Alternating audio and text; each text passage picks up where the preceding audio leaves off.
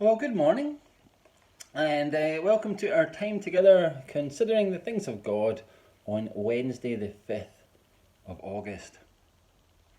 Well, I bet you're wondering, why in the world is Ross sitting there with a box of tomatoes? Well, I'm glad you've asked. You see, the other day, it was Monday in fact, I was visiting a church member. I was visiting Bobby and Sandra, and just before it was time to leave, they gave me this, some plump, ripe, fresh tomatoes.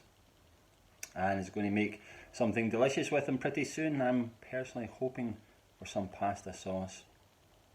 Anyhow, Bobby and Sandra have been growing tomatoes this year, and they said that this was the first of the batch. This was the first fruits, as it were. For yes, tomatoes are fruits, as every quiz expert will tell you. But this wonderful gift was the first fruits of the tomato harvest. Now, when I was told this, I figured, thanks, Bobby and Sandra, that's my talk for Wednesday morning. Now, it isn't that the Bible speaks of tomatoes, I don't think it does, I couldn't find anything there, but rather it is that the Word of God has quite a lot to say about first fruits, about the blessings of a fine harvest, even. In the Old Testament, first fruits was a Jewish feast, and it was held in early spring at the beginning of the grain harvest. It was observed on the third day after Passover, and it was a time of thanksgiving for God's provision. The offering was made in remembrance of the Lord's delivering Israel from bondage and slavery in Egypt. If you recall, God took them from a life of captivity into a land flowing with milk and honey, and the first fruits offering was a means of thanking God and giving Him all the glory. You can read all about it in Leviticus 23 and Deuteronomy 25.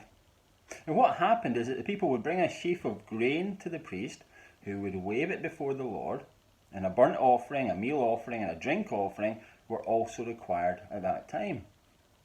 Now, in the New Testament, the first fruit offering is mentioned 7 times, but in a different way. It's not about harvesting of crops, it's symbolic of something else. Let me show you. Paul calls Epaphroditus and the household of Stephanias the first fruits of Achaia in Romans 16, and he calls them that in 1 Corinthians 16 as well. So he's suggesting that just as the first fruits offering was a portion of a larger harvest, a greater blessing to come, then these individuals were the first of many converts in that region. James calls believers a kind of first fruits. So just like the sheaf of grain was set apart for the Lord, so are believers set apart to give God glory. In 1 Corinthians, Paul, referencing Christ's resurrection, takes the symbolic significance a stage further, and he calls Jesus the first fruits of those who have fallen asleep.